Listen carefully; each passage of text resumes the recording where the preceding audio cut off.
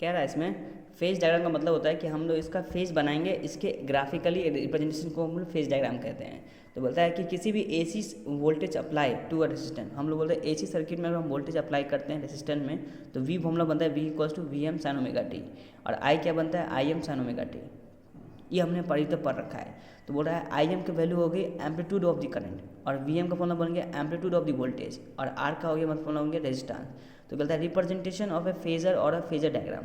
हम बोल रहा है कि हमें इस फॉर्मूला को फेजर डायग्राम से बताइए कि क्या बनेगा, by the amplitude and initial phase. बोल रहा है रिप्रेजेंट कीजिए फेजर और फेजर डायग्राम को एम्पलीट्यूड और उसके इनिशियल फेज से।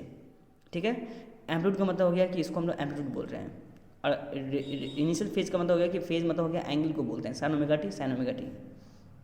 तो कहता है amplitude of the current is lesser than amplitude of the voltage.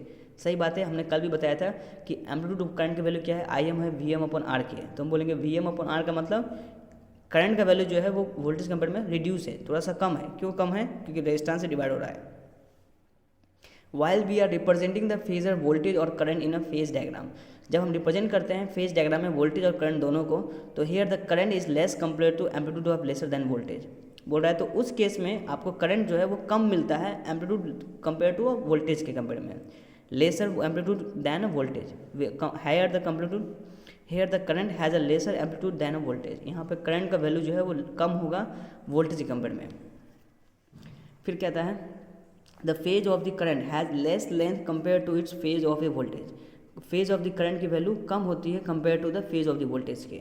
ठीक बात है, फेज मतलब हमारा एंगल की बात हो रही है।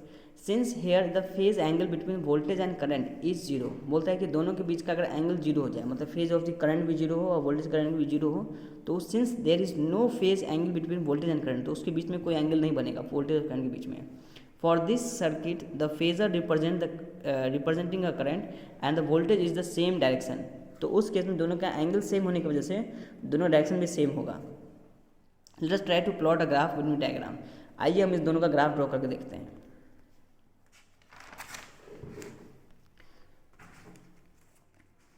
तो इसमें क्या रखा है ग्राफ में,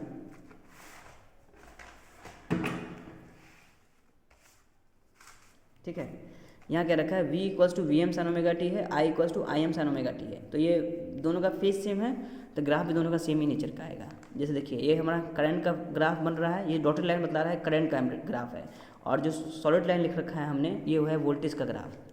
दोनों में सेम नेचर क्या है, क्योंकि दोनों का एंगल फेज सेम है। तो यहाँ बोलेंगे I M sine omega T current को इंडिकेट कर रहा है, V M sine omega T voltage को इंडिकेट कर रहा है। तो ये कहला रहा है पीक ऑफ द करंट, देख पा रहे हैं, ठीक है, और ये कहला रहा है वोल्टेज का पीक, देख पा रहे हैं। और दोनों का जो फेज सेम है ओमेगा टी वो यहाँ बतला रहा है, एंगल है ओमेगा टी फेज, चाहे करंट हो या वोल्टेज हो, दोनों का फेज एंगल क्या है ओमेगा टी है, दोनों का फेज एंगल क्या है हमारा सेम है। तो बोल रहे हैं वोल्टेज और करंट क्या है एक ही डायरेक्शन में काम कर रहा है, और एंगल क्या है ओमेगा टी हमारा एक्स एक्सिस पे लाई कर रहा है। अब ये एंगल कैसे प्लॉट करते हैं, ग्राफ क्या होता है, मैंने इसको पिछले 3-4 वीडियोज़ में आपको बता रखा है। कहता है here both the phase representing the voltage and current and there are in the same direction.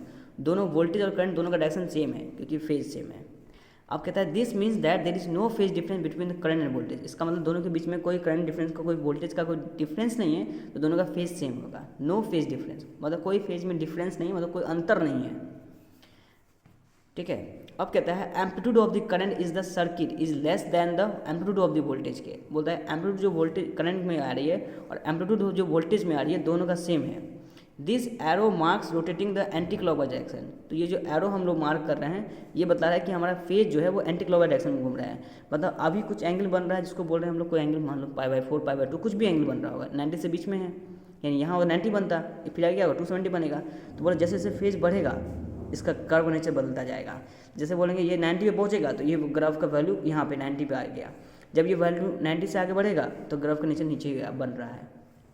तो वही कह रहा है amplitude of the current in the circuit is lesser than the amplitude of the voltage, वो हम पहले भी जानते हैं। This arrow marks will be anti clockwise direction, वो भी समझ रहे हैं। तो थीटा की वैल्यू क्या होगी ओमेगा टी के इक्वल है। अब मैंने कैसे आता है ये फॉर्मूला मैंने पिछले वीडियोज़ में बता दिया है। एट एनी टाइम t1, तो ये बोल रहा है थीटा की वैल्यू क्या होगी ओमेगा t1 किसी भी टाइम t1 के लिए। तो एंगुलर डिस्प्लेसमेंट क्या बनेगा, तो बोलेंगे theta equals to omega t1 के इक्वल है। ये ओमेगा t1 जो है वो एंगल को बतला रहा है, एंगुलर डिस्प्लेसमेंट जिसको बोलते हैं, तो उसकी वैल्यू ओमेगा t1 है। T1 इसलिए क्योंकि हम किसी टाइम T1 पर देख रहे हैं, इसलिए ओमेगा T1 बन रहा है।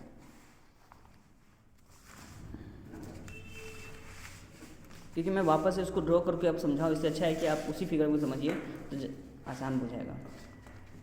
नेक्स्ट है हमारा, इसमें क्या रहेगा, v equals to V M sine omega T है, तो इसको हम लोग एम्पलीट्यूड बोलते हैं, मतलब इसको बोलते हैं मैक्सिमम डिस्प्लेसमेंट। तो बोलेंगे अगर हमें ये डिस्प्लेसमेंट निकालना है, एंगल पता है, तो हम क्या लगाएंगे, ये हाइट हमें पता है, इस हाइट को क्या बोल रहे हैं हम लोग, V M sine omega T. अरे एम्पलीट्यूड मतलब क्या हो गया, ये हमारा लेंथ हो गया, तो हम लिखेंगे साइन ओमेगा टी में हमें ये निकालना है वर्टिकल हाइट कितना है, तो लिखेंगे वर्टिकल कंपोनेंट क्या है, इसको बोल रहे हैं, और हाइपोटेन्यूज क्या है, उसको हम लोग वी एम बोल रहे हैं। क्योंकि अगर हम इसकी मैक्सिमम वैल्यू देखेंगे तो वो वी एम के इक्वल होगा। वो इसलिए क्योंकि अगर हम 90 यहाँ पुट करते हैं तो वैल्यू क्या आती है, v equals to V M के इक्वल। तो हम पुट कर सकते हैं साइन ओमेगा टी की वैल्यू क्या हो गई, vertical component upon V M के। तो वर्टिकल कंपोनेंट वैल्यू क्या हो गई, तो बोलेंगे V M sine omega T के इक्वल। ठीक है, इसलिए यहाँ पे फॉर्मूला बन गया हमारा वर्टिकल कंपोनेंट का V M sine omega T. मतलब एज हम ये कहना चाह रहे थे कि यहाँ पे इसको प्रूफ कर दिया गया कि ये जो वर्टिकल कंपोनेंट है इसकी लेंथ कितनी आई है, तो बोलेंगे V M sine omega T आई है। और किसके हेल्प से आई है, तो हम बोलेंगे एम्पलीट्यूड की मदद से आई है। तो ये एम्पलीट्यूड की वैल्यू कितनी है, तो हम बोलेंगे एम्पलीट्यूड की वैल्यू है वी एम के इक्वल।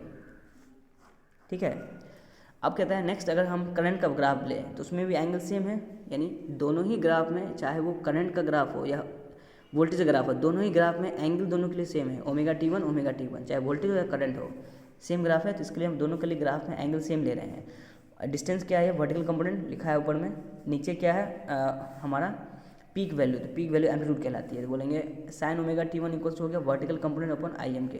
तो वर्टिकल कंपोनेंट क्या बन गया फॉर्मूला, तो बोलेंगे I M into sine omega T के इक्वल। तो लिख देते हैं वी एम इंटू, लिखेंगे पहले हम लोग sine omega T1 equals to vertical component divided by I M. तो हम यहाँ से क्रॉस मल्टीप्लाई करने पर वर्टिकल कंपोनेंट का मतलब हमें ये लेंथ मिल जाएगा। ठीक बात है, लिखेंगे यहाँ से हमारा vertical component is equals to हो जाएगा आई एम साइन ओमेगा T1।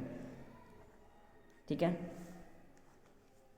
अब नेक्स्ट कहता है after the some time if may be changing rotating vector with a angular speed omega T1।